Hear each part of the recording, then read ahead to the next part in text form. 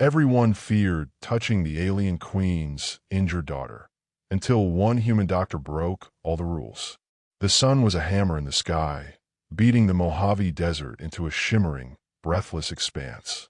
Heat warped the air, twisting the horizon into ghostly mirages. The camp was nothing more than a cluster of olive-green tents and dust-coated supply crates, guarded by nervous men and women whose fingers never left the triggers of their rifles. Somewhere beyond the dunes, an alien warship lay silent, its wreckage half buried in scorched sand. Dr. Jonathan Hale stood just inside the medical tent, hands still trembling from the scene he just witnessed. They'd carried her in moments ago, two soldiers who looked as though they'd been ordered at gunpoint to bring her here. She was taller than most human women, slender yet unmistakably strong. Her skin was pale, almost luminous under the shade, like moonlight against linen. Long strands of blonde hair clung to her face, matted with dust and a trace of blood. The soldiers dropped her onto the stretcher and backed away, as if she might explode. "No one touches her," one of them muttered, his voice sharp with fear. "Orders from command. She's the Queen's daughter. You lay a finger on her, you sign your death warrant." Jonathan swallowed hard. He'd heard the stories. The alien queen of the Lyra Dominion was ruthless, her soldiers merciless. But what struck him most wasn't the danger. It was the fact that she was breathing fast, shallow, in obvious pain, and no one would go near her. Her eyes flicked open, a startling shade of ice blue. They scanned the tent, locking briefly on Jonathan before sliding away, as if she'd already decided he was just another coward. She tried to speak, but it came out as a rasp, barely audible over the hum of the cooling fans. "Don't," said the second soldier, seeing Jonathan step forward. "We have no idea what kind of infection she carries, or if she's even compatible with human biology. Let her own kind deal with her." Jonathan looked around. There were no own kind here. The wreckage outside told him that whoever had come with her was either dead or scattered across the desert. She was alone, and if she didn't get help soon, she'd be dead within the hour. He pulled on a pair of gloves. "Doctor," the first soldier warned, "this isn't your fight." Jonathan's voice was steady, but his heart was pounding hard enough to hurt. "It is now." He moved to the stretcher. Her gaze snapped to him again, and this time she didn't look away. There was no plea in her eyes, only defiance, a challenge, as if daring him to do what no other human would. He lifted the blood-streaked fabric at her side. A deep gash, running from her ribs to her hip, was leaking a strange, iridescent fluid that shimmered faintly in the dim light. Not human blood, but it pulsed in rhythm with her breath, and that was enough for him. "This is going to hurt," he said softly. Her lips curved, not into a smile, but something close to mockery. "You think I've never felt pain, human?" The accent was strange, but her English was perfect. The soldiers stiffened, rifles rising slightly at the sound of her voice. Jonathan ignored them. He reached for antiseptic, then hesitated. Would human medicine even work on her? He didn't have time to debate it. The wound was dirty. An infection, alien or not, would kill her. When he began cleaning the gash, she didn't flinch. Her eyes stayed locked on his face, searching for something. Hesitation, fear, guilt. She found none, though every muscle in Jonathan's body was screaming at him to step back. "Why?" she asked suddenly. He looked up. "Why what? Why risk your life? You don't know me. You don't know my people. If your soldiers are right, this could mean your death." Jonathan didn't stop working. "Because you're dying. And I'm a doctor." She studied him, as if dissecting his soul. "My mother would kill you for touching me. I'll take my chances." Outside, a dry wind swept through the camp, rattling the tent walls. Shouts echoed from the perimeter, scouts returning with news, their voices tense. The soldiers glanced toward the noise but stayed close, rifles still in hand. Jonathan applied a sealant over the wound. The shimmering blood slowed, then stopped, though her breathing remained shallow. He caught himself noticing the faint gold flecks in her hair, the way the desert light found them even in the dimness. She was alien, yes, but also startlingly human. "Done," he murmured, stepping back. Her eyes closed for a moment, relief crossing her features like a shadow passing over the sand. When she spoke again, her voice was quieter. "My name is Serena." Jonathan nodded. Jonathan. Dr. Jonathan, she corrected. There was no smile in her voice, but it sounded warmer. The soldiers shifted uneasily. We need to get command here now, one said, before this gets out of control. Serena's eyes opened, sharp again. You should go, she told Jonathan. When they come, they'll decide you've done too much. Jonathan shook his head. I'm not leaving you alone. She tilted her head slightly, as if trying to understand him, and maybe herself. You may regret that, Doctor. Somewhere in the distance, the faint hum of engines began to grow louder. Dust swirled on the horizon, rising like a storm. Whether it was more humans or the remnants of her people, no one in the tent could tell. Jonathan's pulse quickened. He had just broken the most dangerous rule in the desert, and now everyone was about to find out.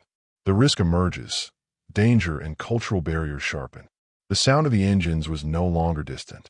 It rolled toward the camp like an approaching storm, deep and metallic, layered with a subtle resonance that made the air feel heavier.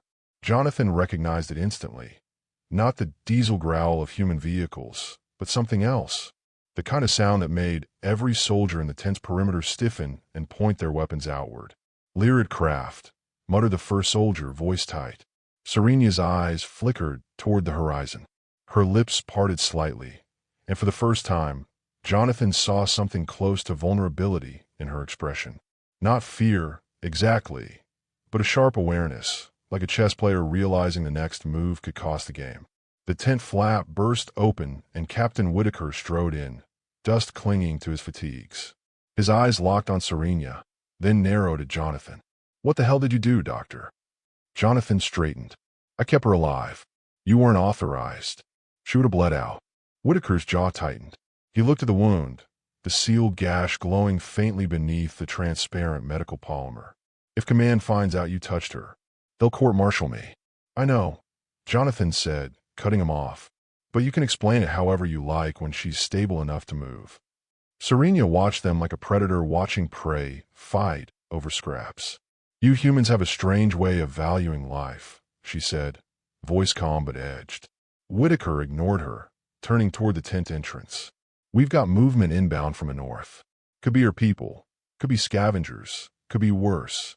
We're going to lockdown. The soldiers began sealing the medical tent sides, snapping blackout panels into place. The air inside grew darker, hotter. Jonathan kept his eyes on Serena, who seemed unbothered by the heat. If anything, she sat taller on the stretcher now, her posture radiating a quiet, deliberate authority. Then came the second sound. Not an engine this time, but a low, bone-deep thrum. It pulsed through the ground, vibrating the metal trays and making Jonathan's teeth ache. Serena's gaze sharpened. That's not my people, she said. Whitaker turned. You sure? She nodded once. If it were, you'd be dead already. Jonathan blinked. Comforting. The captain's radio crackled. Perimeter 2 here. We've got visuals. 4 buggies, armed, looks like raiders. Human. Heavily modified gear. Whitaker swore under his breath. Scavengers. Perfect. Jonathan knew the type. Desert gangs that preyed on military convoys and alien crash sites alike, selling whatever they stole to the highest bidder. And if they saw Serena, he didn't want to finish the thought. Whitaker barked orders. Arm up. Keep them away from the medical tent. Serena tilted her head, studying him. Why protect me? Wouldn't it be easier to let them take me and remove the problem? Whitaker didn't look at her. Orders are to hold you here until command arrives. She smirked faintly. And you always follow orders? Jonathan stepped between them. Let's focus on staying alive first. Outside, the engines of the raiders' buggies grew louder. The camp's rifles cracked, sharp and rhythmic, sending echoes bouncing off the dunes. Jonathan could hear the whine of ricochets and the metallic thud of rounds hitting armor. Serena glanced at the flap, then back at him. If they breach, your soldiers will die.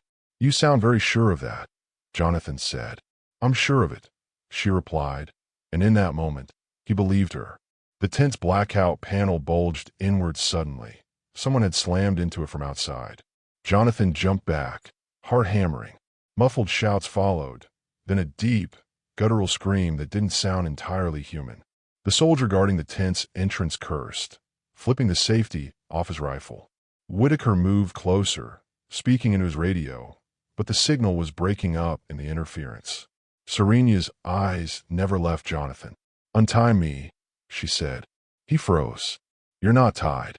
Her gaze dipped toward the magnetic restraints around her wrists. He hadn't noticed them before, a subtle band of matte black alloy, humming faintly. Not human tech. He glanced at Whitaker. "Why is she restrained?" "She's dangerous," Whitaker said flatly. "She's injured," Jonathan countered. "She's a Lyrid princess," Whitaker snapped. "Which means she could kill all of us if she wanted to." "Those cuffs stay." Serena's tone sharpened. "If you want to live, doctor, remove them." The tent shuddered as something heavy slammed against its side again. The sound of automatic fire intensified outside, mixed with the howl of the raiders' engines.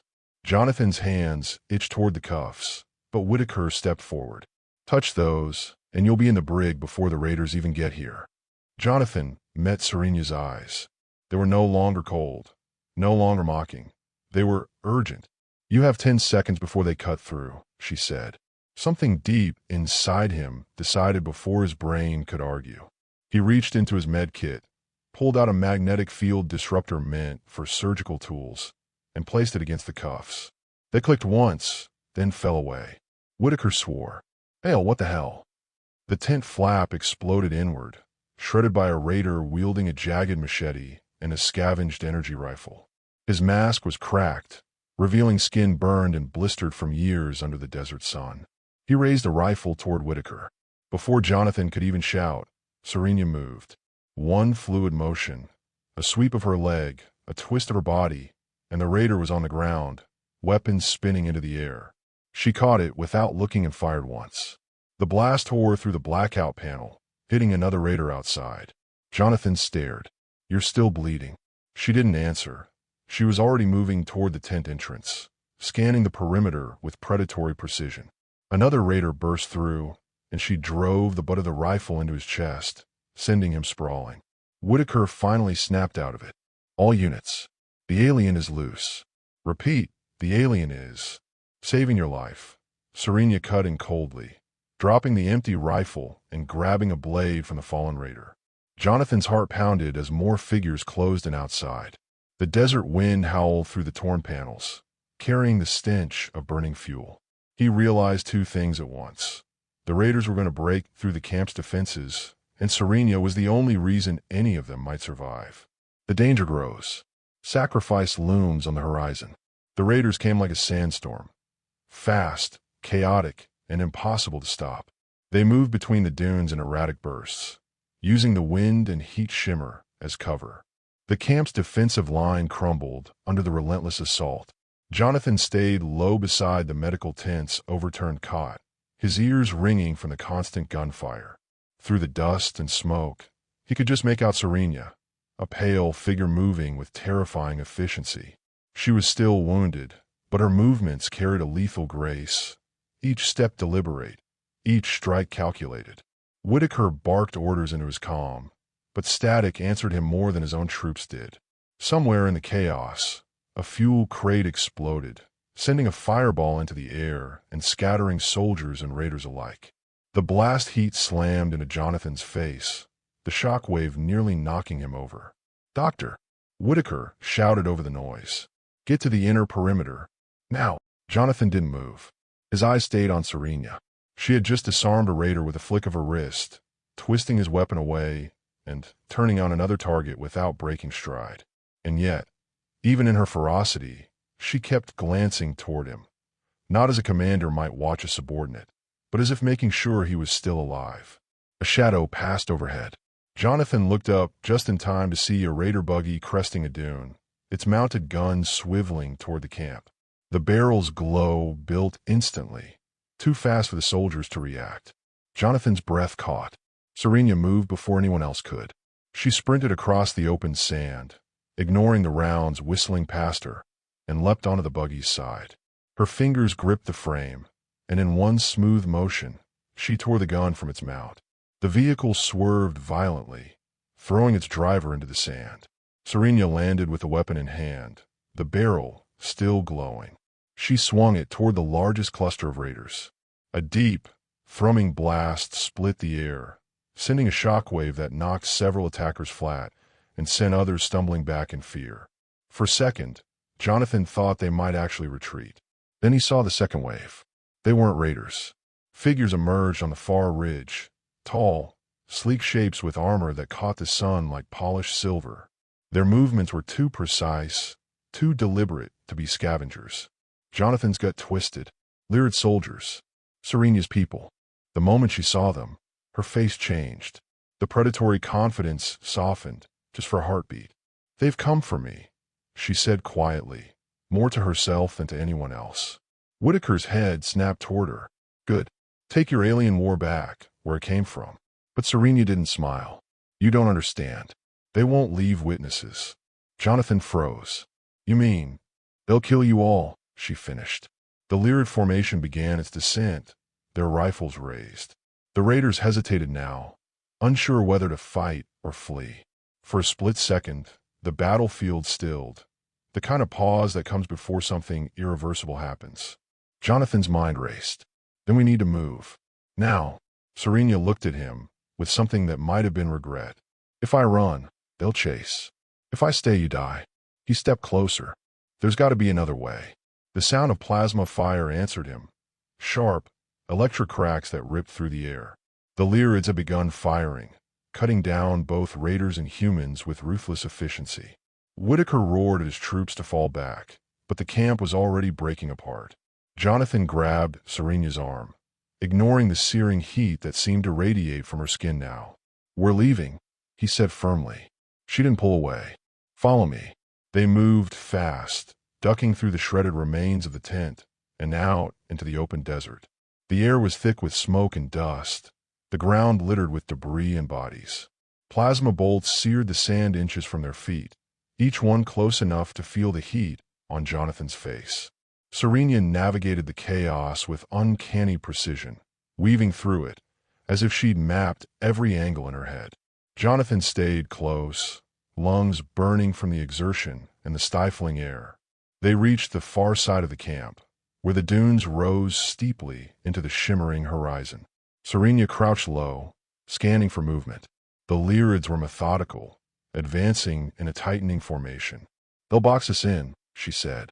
"Then we break the box," Jonathan replied, surprising himself with the certainty in his voice. She gave him a brief, almost approving look. "You're not like the others." Before he could answer, a burst of energy fire slammed into the sand just ahead, throwing them both backward. Jonathan's ears rang. Serenia was on her feet first, dragging him upright with surprising strength for someone still bleeding. "That was a warning shot," she said grimly. "The next won't be." Jonathan glanced back toward the camp. Whitaker's forces were in full retreat now, scattered and desperate. Raiders fled in every direction, some cut down by the Lyrids, others disappearing into the dunes. "If they're here for you," Jonathan said, "why kill everyone else?" Her gaze hardened. "Because to them, you're already dead. You touched me. You know my face. That makes you a liability." He swallowed. "And you?"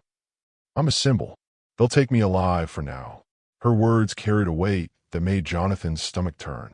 Another plasma bolt sizzled past, forcing them to duck. Serenia scanned the ridge line, then nodded toward a narrow ravine cutting through the dunes. "There," she said. "It will buy us time." They sprinted for it, sand shifting treacherously underfoot. Jonathan's legs screamed, his body not built for this terrain, but adrenaline kept him moving. Every few seconds, he risked a glance back. The Lyrids were closing, their silver armor glinting like mirrors in the sun. They reached the ravine and dropped into its shadow. The temperature fell instantly, the air cooler here, the light dimmer. Jonathan leaned against the rock wall, chest heaving. Serenia crouched nearby, listening. "They'll follow," she said. "How many?" She met his eyes. "Enough to make this your last day alive, if you stay." Jonathan straightened. "Then I guess I'm staying." Something flickered in her expression, an emotion she masked quickly. Foolish human. The thrum of Lyrid boots on sand grew louder. Serenia reached to the back of her belt, pulling a small, curved blade unlike anything Jonathan had ever seen. The metal shimmered faintly, its edge almost vibrating. "They'll be here in moments," she said. "And if they take me, Your people will never see me again. Jonathan felt the weight of the decision pressing down. What do you want me to do? Her answer was simple and terrifying. Make them believe I'm already dead. An impossible request. A decision that changes everything. The shadows of the ravine stretched long and jagged, like claws trying to pull them deeper into the earth. Jonathan stared at Serena, her pale skin streaked with dust and blood, her blue eyes steady as she held the alien blade between them. You can't be serious, he said, his voice cracking from heat and disbelief. Serena tilted her head. You think I jest? Jonathan's pulse thundered in his ears. You're asking me to make them believe you're dead. That's not exactly something you just fake in the middle of a war zone. Her expression didn't waver. The Lyrids are hunters, doctor. They will not stop unless they believe the prey is gone. A body they cannot retrieve will suffice. But they must see the death with their own eyes. The scrape of metal on stone echoed faintly above them.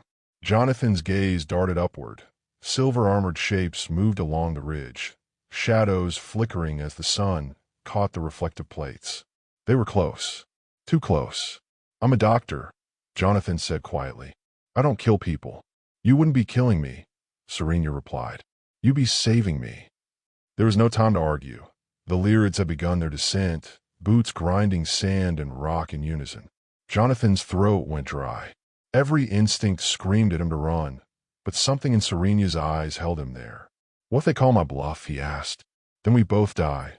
She stepped closer, pressing the hilt of the blade into his hands. The metal was warm, humming faintly against his palms. Aim for the side, just below the ribs, she instructed. Enough force to drop me, but not enough to pierce the secondary lung. Jonathan blinked. You have a secondary lung. Serena's lips twitched faintly, the ghost of a smile, gone as quickly as it came. You learn something new every day, human. The Lyrids' voices carried now, sharp, clipped syllables in a language Jonathan couldn't understand, but instinctively knew was orders. Serena glanced upward, calculating angles and timing. Now, she whispered. Jonathan hesitated, the weight of the blade heavy in his hands. His mind flashed to the first moment he'd seen her, broken and bleeding on the stretcher, soldiers refusing to touch her. She had been just another patient then, and now she was asking him to wound her, to gamble her life on a lie. Serena didn't wait for him to finish. She grabbed his wrist and pulled the blade toward herself. The tips slid into the gap between her armor plates with a sickening precision. Jonathan's stomach lurched. She gasped softly, her knees buckling as she sagged against him. Hold me, she murmured, her breath hot against his ear. Make it look real. Jonathan dropped to one knee, cradling her, as though she were collapsing from the blow. His heart pounded so violently he thought the Lyrids might hear it. He pressed his hand over the wound, shallow but bleeding, and felt the strange, shimmering fluid seep between his fingers. Boots hit the ravine floor. Silver armor flashed in the dim light, weapons raised. A tall Lyrid with markings along his helm stepped forward, his eyes locking on Serena's limp form. Jonathan met the alien's gaze. He didn't speak their language, but his posture said everything. You're too late. The Lyrid leader barked an order. Two soldiers stepped forward, scanning Serena with small handheld devices. The instruments chirped and blinked red. One soldier muttered something low, almost like a curse. The leader studied Jonathan for a long moment, then gave a sharp, dismissive gesture. The Lyrids backed away, melting into the shadows of the ravine walls. Jonathan held his breath until they were gone, the metallic echo of their boots fading into the distance. Only then did he realize his hands were still clamped over Serena's side. You're insane, he whispered. Her eyelids fluttered open, and for the first time, she actually smiled. And alive. Jonathan exhaled a shaky laugh. You could have told me your people have scanners that can't detect shallow wounds. That would have ruined the performance, she said, wincing as she sat up. The relief was short-lived. From somewhere deeper in the ravine came the sound of engines, low and rumbling. Not raiders, not Lyrids. Jonathan frowned. More company. Serena's smile vanished. Not the kind we want. Before he could ask, a shadow grew at the mouth of the ravine. A vehicle, patched together from scrap, with armor plating welded in jagged sheets. Mounted on top was a weapon Jonathan didn't recognize, but he didn't need to. The way it hummed promised nothing good. Serenia's voice was grim. "They're not here for me. They're here for you." Jonathan blinked. "Me? You're the human who touched the Queen's daughter. There are bounties for that." The weapon on the vehicle powered up with a high-pitched whine. Jonathan's pulse surged. "You have any more brilliant ideas?" Her hand gripped his wrist again, firmer this time. "Run." They sprinted down the ravine, sand spraying from their boots. The vehicle roared after them, the hum of its weapon building toward a scream. Jonathan's lungs burned, his legs threatening to give out. Serenia, even injured, kept ahead of him, glancing back to make sure he was still there. The first shot hit the ravine wall, spraying shards of rock. Jonathan stumbled, feeling the sting of flying debris. Serenia doubled back, catching his arm and pulling him forward again. "Faster," she urged. They rounded a bend and came face to face with a dead end. A sheer rock wall, 20 feet high, blocked their path. Jonathan's stomach dropped. The vehicle's engine echoed closer. Serenia scanned the wall, her gaze locking on a narrow ledge halfway up. Without warning, she shoved the blade back into his hands. "Climb," she ordered. Jonathan stared at the wall, then at her. "What about you?" "I'll be right behind you." He didn't argue. There wasn't time. He jammed his fingers into the cracks in the rock, hauling himself upward. His muscles screamed, the heat and adrenaline making his vision swim. Below, Serenia turned to face the oncoming vehicle, her stance low, blade ready. Jonathan caught a glimpse of her expression. Not fear, but something sharper, more dangerous. The weapon fired again, the blast lighting the ravine in a searing white flash. Jonathan pulled himself onto the ledge and turned back just in time to see Serenia leap toward the vehicle, the blade's edge catching the sun before it plunged into the weapon's housing. The explosion was deafening. Heat slammed into Jonathan's face as the shockwave ripped through the ravine, dust and sand swirling into the air. Through the haze, he saw her silhouette climbing toward him, one hand gripping the rock, the other clutching the blade. Her side bled freely now, but her eyes locked on his with unwavering focus. When she finally reached the ledge, she collapsed beside him, chest heaving. Jonathan reached out instinctively, steadying her. "You're going to get yourself killed," he said. Her answer was quiet, almost lost in the wind. "Not while you're still here." They sat there, catching their breath as the smoke cleared below. The vehicle was nothing but twisted metal and fire. The ravine was silent except for the wind. Jonathan didn't know what tomorrow would bring, or even the next hour, but he knew one thing. Whatever happened next, there was no going back. If you've ever rooted for an impossible love, you know this is just the beginning. Stick around. There's a lot more where this came from. After the ravine escape, the price of survival begins to show. The desert night came fast, swallowing the heat and light in one long breath. By the time Jonathan and Serenia staggered out of the ravine, the sky had deepened to a velvet blue, cut by streaks of fading orange along the horizon. The fire from the destroyed vehicle still glowed faintly behind them, a reminder of how close they'd been to ending up as smoke in the wind. Jonathan's legs felt like wet sandbags. Every step sank heavy into the cooling dunes, his body screaming for rest. Serenia was in no better shape, her breathing shallow, her wound leaking more of that iridescent blood with each movement. "We need shelter," Jonathan said. Serenia scanned the horizon with an unreadable expression. "There's a ridge ahead. My people wouldn't track us there until morning. The temperature drop will mask our thermal signatures." Jonathan half laughed, half coughed. Good to know freezing at night is actually a tactical advantage.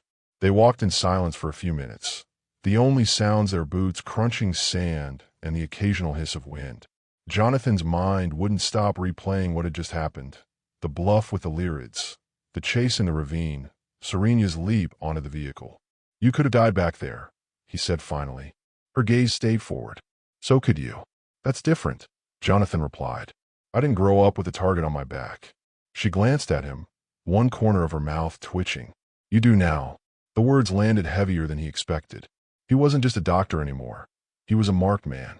Whatever bounty Serenia mentioned was probably already in motion. Raiders, mercenaries, maybe even human authorities, All of them might be looking for the human who touched the queen's daughter. When they reached the ridge, they found a shallow cave cut into the rock by centuries of wind. It was barely large enough for them to sit inside, but the stone walls blocked the wind and hid them from view. Jonathan slid his med pack off his shoulder and knelt beside Serena. "Let me look at that wound again," he said. She didn't argue. That alone told him how bad it was.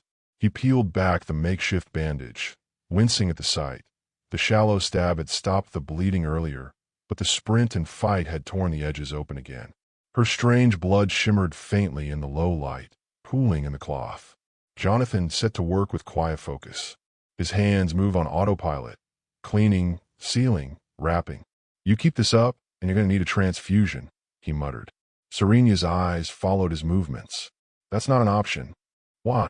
"Because human blood would kill me, and mine would kill you." He didn't ask how she knew. The flat certainty in her tone told him she'd seen it before. As he tightened the bandage, she hissed softly but didn't pull away. "You hesitate less now," she said. Jonathan glanced up. "Hesitate less with what?" "With touching me," she replied. The air in the cave felt warmer all of a sudden. Jonathan didn't answer immediately. "Guess that's what happens when you've already been marked for death," he said with a dry smile. She studied him for a moment, then looked away toward the cave mouth. "Your people don't trust mine. My people don't trust yours. Yet here we are. That a problem for you?" Jonathan asked. Her eyes met his again. "It's unexpected." Before he could respond, a faint flicker of light appeared on the horizon. Not the still, steady glow of stars, but a pulsing amber, moving closer. Jonathan's stomach tightened. "We've got company." Serena leaned forward, narrowing her eyes. "Not Lyrids. Not raiders. Then who?" The lights grew brighter, revealing the shapes of 3 hovercrafts skimming low over the dunes. They were sleek, angular, painted in matte desert tones. Whoever they were, they moved with precision. No erratic zigzags, no scavenger chaos. "They know where we are," Serena said. Jonathan's mind raced. Could be human military. Maybe Whitaker's people found us. Or bounty hunters, Serena countered. They didn't have time to find out. Jonathan shoved his med kit back into his pack and looked toward the ridge above. "We move." Serena nodded, though getting to her feet took visible effort. She followed him up the rock face, both of them keeping low to avoid silhouette against the sky. From the top, they could see the hovercrafts in detail, each one armed, the crew wearing visors that glowed faintly green. "Not Whitaker's men," Jonathan muttered. "Guess we can rule out rescue." The craft slowed near the base of the ridge. 2 figures disembarked from the lead vehicle, moving in deliberate synchronization. Jonathan felt the hairs on the back of his neck rise. These weren't scavengers. They were professionals. Serena whispered, "If they get close enough to confirm I'm alive, they'll transmit our coordinates to anyone paying. That includes the Lyrids." Jonathan swallowed hard. "So what's the play?" She met his gaze. "We disappear. Not exactly easy out here."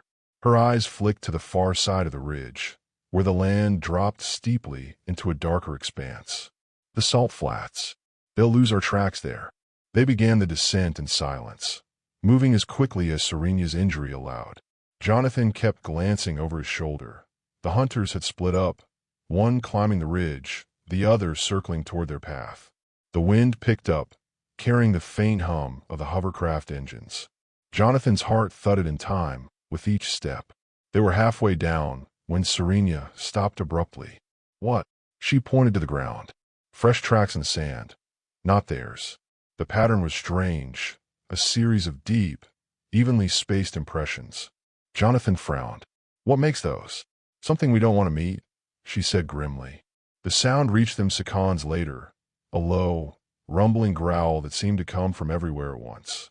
Jonathan's pulse spiked. "You've got to be kidding me." From the shadow at the base of the ridge, a massive shape emerged. 6 legs, plated hide, eyes that glowed faintly in the dark. Its mandibles clicked, tasting the air. The bounty hunters stopped their advance. Even from a distance, they recognized the threat. The creature's attention, however, locked firmly on Jonathan and Serena. Serena's voice was low, steady. "Back up the ridge." Slowly, Jonathan obeyed, each step deliberate. The creature's head followed, mandibles opening wider. Its growl deepened. Then a shot cracked through the air. One of the bounty hunters had fired. The blast hit the creature's flank, making it screech in fury. And just like that, the thing charged. Jonathan didn't think. He grabbed Serena's arm and ran, scrambling up the ridge as the ground shook beneath them. The bounty hunters fired again, but the creature plowed through the shots, claws tearing into rock and sand. They reached the top of the ridge, breathless, just as the creature slammed into the slope behind them. Sand and stone sprayed into the night. Serena pulled him toward the salt flats without looking back. They didn't stop running until the growls faded into the wind. When they finally collapsed onto the hard, flat expanse, Jonathan could barely feel his legs. Serena lay beside him, her eyes on the stars. "You saved me again," she said quietly. Jonathan let out a shaky laugh. "Pretty sure you saved me too." They lay there in silence, the cold desert night pressing in around them. Somewhere out there, the bounty hunters still searched, the Lyrids still hunted, and the raiders still prowled. But for the moment, they were alive. For the moment, that was enough. They've escaped the ridge, but survival now depends on trust, and trust is dangerous. The salt flats stretched endlessly in every direction, a frozen sea of pale, mineral crust. In the starlight, the surface gleamed like frost, throwing back the light of the moon in cold, silver fragments. The silence was almost unbearable after the chaos of the ridge. No gunfire, no growls, no engine hum. Just the faint crunch of their boots and the whisper of wind. Jonathan's breathing was still uneven from the sprint. His throat burned, his legs ached, but he pushed the discomfort aside. Serena was moving slower than usual, her right hand pressed firmly over her bandaged side. "Sit," Jonathan said, more in order than a suggestion. She stopped, eyeing him for a moment before lowering herself onto the salt crust. Her eyes tracked the horizon, scanning for movement even while she rested. Jonathan knelt beside her and opened his med pack. "We're not walking another step until I'm sure you're not bleeding out under there." Serena raised an eyebrow. "You like giving orders, don't you?" "Only when people ignore common sense," he shot back. She didn't argue when he peeled back the bandage. The bleeding had slowed, the desert cold was working in their favor, but the wound edges were inflamed, faintly pulsing with that luminous sheen. Jonathan carefully cleaned the area again, his fingers brushing her skin. "You're gentler than most of my people," she said quietly. Jonathan glanced up at her. "And you've met a lot of doctors?" "No. Soldiers. Interrogators. Guards." She looked away, her voice tightening. "They don't treat the Queen's daughter like porcelain, especially when they think she's a liability." Jonathan paused. "A liability? He caught himself before saying royalty like it was some kind of magical shield. She'd already proven that title didn't protect her from much. "You're the reason I'm still alive. Twice now." She let out a small laugh, short and humorless. "And you're the reason I haven't bled out in the sand. That doesn't make us allies in the eyes of anyone else." Jonathan finished wrapping the wound and sat back, resting his arms on his knees. The cold bit his fingers, but he ignored it. "Maybe we don't need anyone else's eyes on us." That earned him a look, guarded, assessing, but with the faintest crack of something softer underneath. They stayed there for a while, listening to the wind skim over the flats. The stillness felt almost like being suspended in time.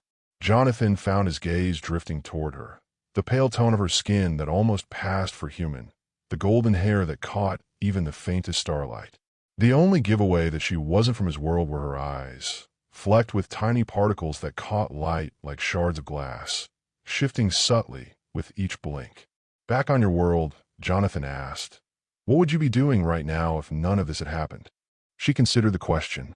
"Studying diplomacy, preparing for a future I didn't want, attending endless ceremonies that smelled of incense and dust."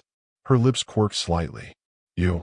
"Probably working night shift in a clean, climate-controlled hospital in Nevada, complaining about the coffee and bad lighting, trying to forget there's a desert outside the walls." "And yet you came to this desert," she said. Jonathan's gaze drifted upward to the stars. "I didn't exactly volunteer.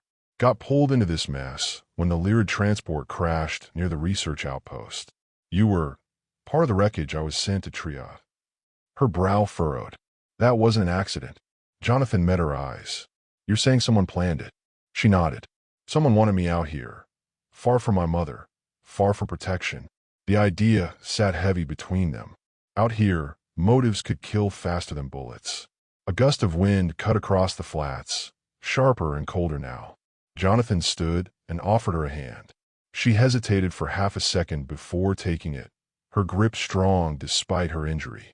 They walked in silence for what felt like hours. The moon was dipping low when they spotted the faint outline of jagged rock formations ahead, a possible shelter. As they approached, Jonathan noticed something strange. Faint etchings carved into the stone, geometric patterns that didn't look human. Serena's hand tightened around his arm. This place isn't abandoned. Before Jonathan could ask, a faint glow appeared in one of the larger cracks between rocks. A warm, flickering light, fire. Could be nomads, Jonathan said. Or scavengers, Serena replied. They debated whether to risk approaching. Staying out in the open until dawn was suicide. Cold exposure, bounty hunters, or worse could finish them. But approaching strangers carried its own dangers. Jonathan made the call. We go in, slow and visible. If it's trouble, we back out fast. As they moved closer, a figure stepped from the shadows. A woman, human, wrapped in layers of desert cloth with a respirator mask hanging loose at her neck. She raised one hand in a cautious greeting. You're far from the safe routes, she said, voice carrying in the cold air. Looking for shelter, Jonathan answered. The woman's eyes flicked to Serena, pausing for just a fraction of a second too long. And your friend? Also looking for shelter, Jonathan said evenly. The woman's gaze lingered another moment before she gestured toward the crack in the rocks. You can warm yourselves here, but you'll tell me your story before sunrise. Inside, the air was warmer, the glow coming from small, carefully contained fire. Two more figures sat near it. One human, one alien of a species Jonathan didn't recognize. Neither looked openly hostile, but they watched with silent interest as he and Serena settled in. The woman poured a dark, steaming liquid into a small cup and handed it to Jonathan. You'll need it. Nights here kill the unprepared. Jonathan sipped, bitter, smoky, but it sent a welcome rush of heat down his throat. Serena, meanwhile, kept her eyes on the fire, her posture tight. He could tell she was calculating every possible exit. For the first time since the ravine, Jonathan felt a flicker of something like hope. This wasn't safety, not yet, but it was a pause, a place to breathe. As the warmth seeped into their bones, Jonathan glanced at Serena. She caught his eye, and for a heartbeat, neither looked away. No desert. Peace is just the pause before the sandstorm.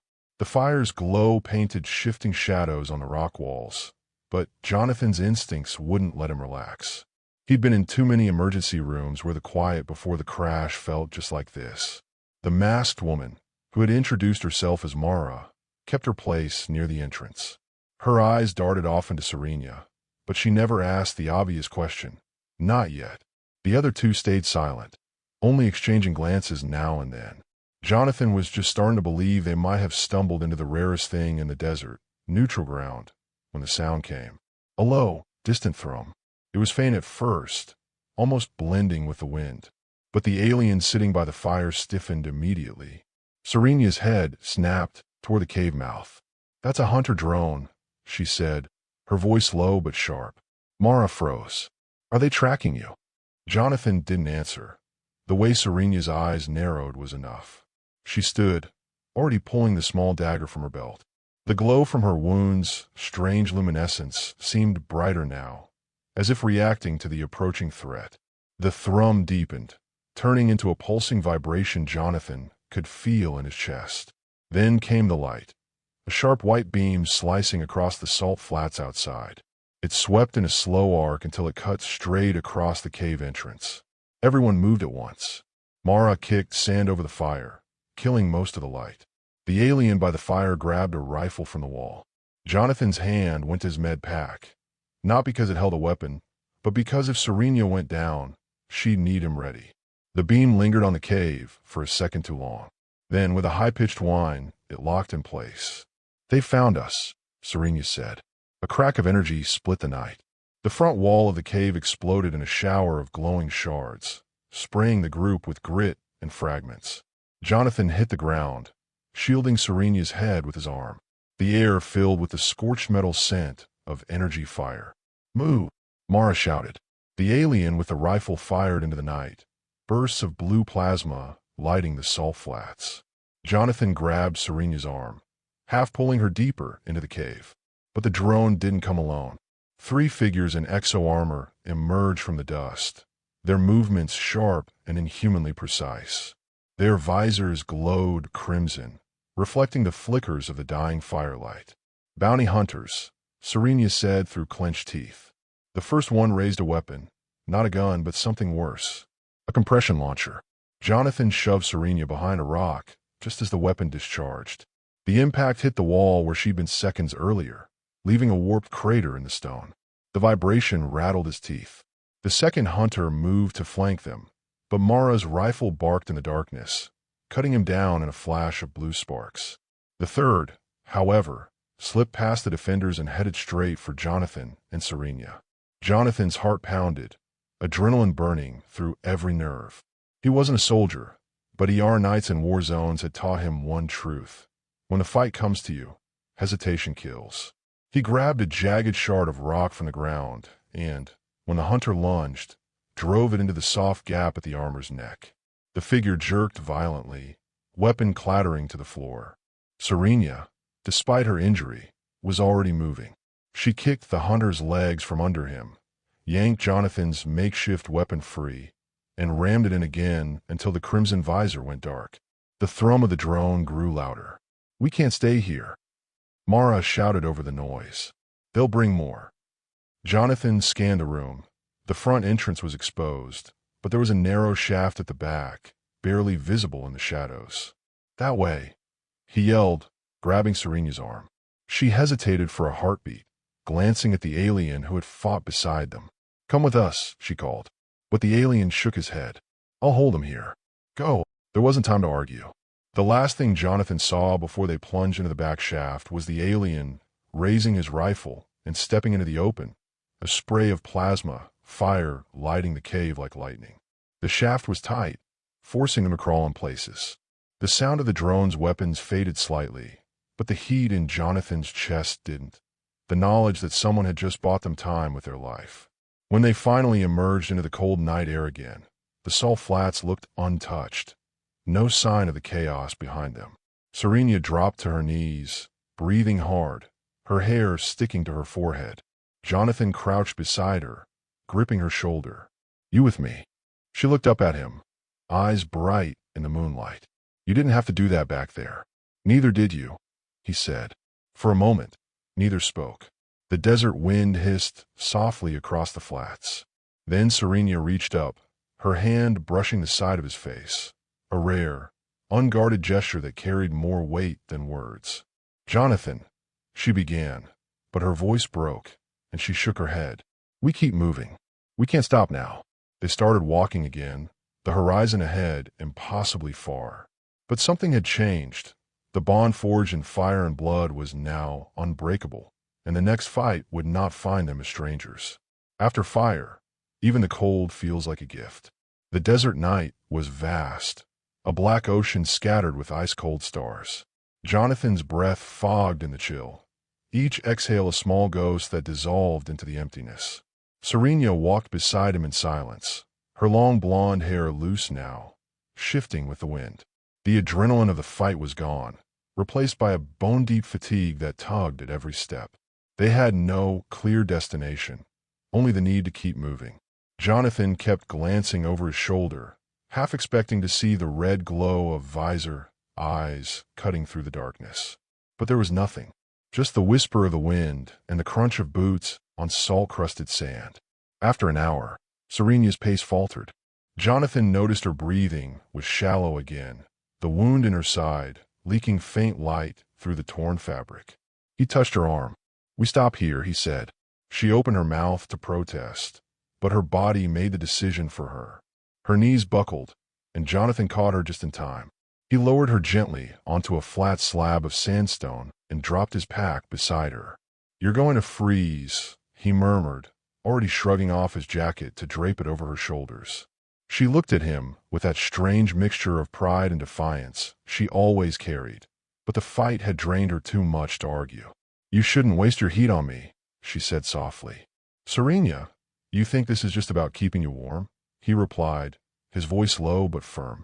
"You've lost blood, or whatever passes for blood for you, and your body's under shock. I'm not letting you slip away now, not after we've come this far." The corners of her lips twitched, just barely. "You sound like you've done this before." Jonathan busied himself opening his med kit.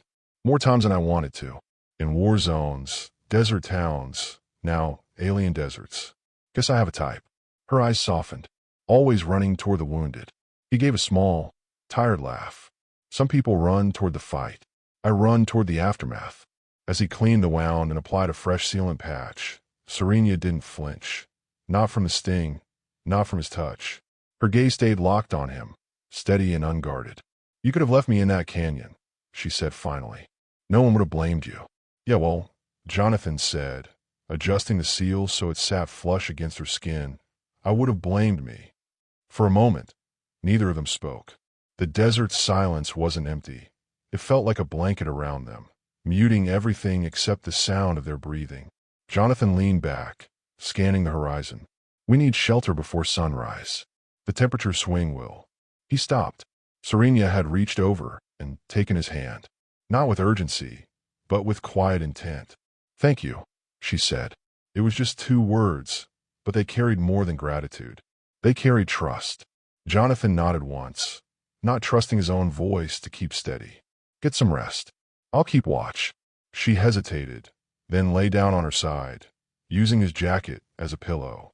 Within minutes, her breathing deepened, the glow from her wound dimming as her body conserved energy. Jonathan stayed awake, sitting cross-legged beside her, rifle in reach. His eyes scanned the stars, tracing constellations he didn't recognize. He thought about the alien in the canyon who had bought them time with his life. He thought about how easily they could have been next. And he thought about how, against all odds, this woman, this alien, had gone from stranger to something far more dangerous to his heart. When the first smear of pale orange touched the horizon, Jonathan gently woke her. She stirred slowly, eyes adjusting to the light. The air was warmer now, the night's bite fading. "We move at first light," he said. "There's a ridge ahead.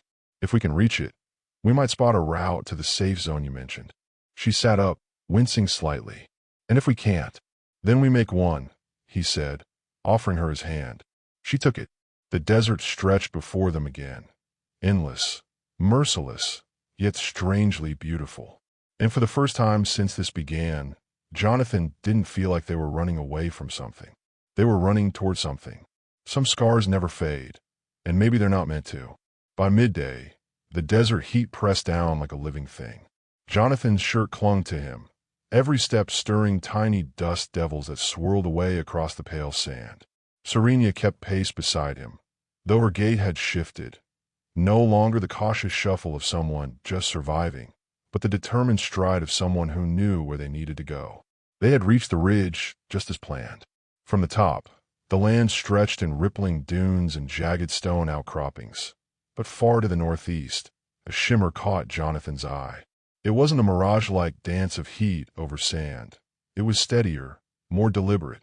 "There," Serena said, following his gaze. "The Oasis Station. Human territory." Jonathan felt his shoulders loosen for the first time in days. "Looks like you weren't kidding. Still, it's at least 2 days' march." "2 days is nothing," she replied, though her voice carried a weight he couldn't miss. They rested under the shade of a leaning sandstone wall. Jonathan sipped sparingly from his canteen before passing it to her. She accepted it without hesitation now, the tension between them replaced by something harder to name. The silence wasn't awkward. It was full of things they'd lived through together, full of the things they hadn't said yet. "Do you regret it?" she asked suddenly. Jonathan blinked. "Regret what?" "Breaking the rules. Staying for me." He considered it. The logical part of him had plenty of reasons to say yes. His career, his safety, his future had all been gambled away in that canyon. But the truth was simpler and heavier. "No," he said at last. "If I'd walked away, I wouldn't have to live with the wound in my side or the sand in my boots. but I'd have to live with knowing I left you there. And that would have been worse. Serena looked at him for a long moment, her expression unreadable. Then she glanced at the horizon again. Humans are unpredictable. You fight wars over territory, and yet, sometimes, you cross them just to save someone who isn't even yours. Maybe that's the point, Jonathan said. It's not about who someone is. It's about the fact there's someone. She smiled faintly, then let her gaze drop to the sand between them. Where I'm from, we don't have a word for what you did. We have words for loyalty, for debt, for duty, but nothing for risking yourself for no reward. Then invent one, he said with a small grin. Her eyes lifted back to him, sunlight catching in the pale gold of her hair. Maybe I already have. They set off again as the shadows lengthened. The walk was quieter now, but not because they had nothing to say. It was because some truths didn't need words. The canyon, the blood, the sound of plasma fire, all of it had welded them into something neither could undo. By the time they made camp that night, Jonathan noticed something had changed in Serena. She sat closer to him by the fire, her shoulders brushing his when she leaned forward to warm her hands. She didn't hide her exhaustion anymore. She didn't hide her trust either. You'll go back, won't you? She asked. To Earth, he said. Maybe, but not right away. Her gaze was steady on him, the firelight flickering in her silver blue eyes. And if your people see you as a traitor for what you've done? Jonathan stared into the flames. Then I'll live with it. I'd rather be a traitor to someone else's idea of who I should be than to my own. The fire cracked, throwing sparks into the dark. Serena's expression softened. Not a smile, but something quieter. Acceptance. Above them, the stars stretched in their impossible numbers, some belonging to her people's maps, some to his. In that moment, Jonathan realized those maps didn't matter. The desert hadn't cared which sky they claimed, and neither did the danger they'd faced. What mattered was this fragile, improbable connection, the kind forged in moments when death is close enough to taste, and yet you choose to stand still, side by side. Anyway, when they lay down to sleep, Jonathan stayed awake longer than usual, listening to her breathing, feeling the shared warmth under the thin blanket. He knew the road ahead would still be dangerous. The oasis might bring safety, or it might bring more questions, more enemies. But for the first time, he didn't feel alone in that uncertainty. And maybe, he thought, that was the real victory. Some endings aren't the end. They're just the first page of the next story. 2 months later, the desert was behind them. The oasis station had been nothing like Jonathan expected. It wasn't just a human outpost. It was a fracture line where human and alien politics collided daily. The streets were a patchwork of languages, uniforms, and whispered deals. Markets sold both Terran medkits and alien crystalline tech. Soldiers and traders eyed each other with the wary civility of people who knew peace could end over a single wrong look. Jonathan and Serena had stayed. Not because it was safe, it wasn't, but because it was the only place where neither of them was completely unwelcome.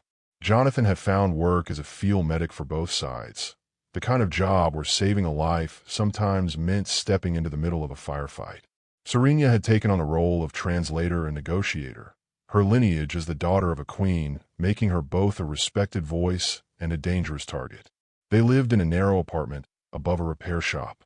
The windows looked out over the market, where the scent of spiced bread mixed with the metallic tang of engine fuel. At night, they'd sit on the small balcony, watching the shifting glow of the city's defense shields against the sky.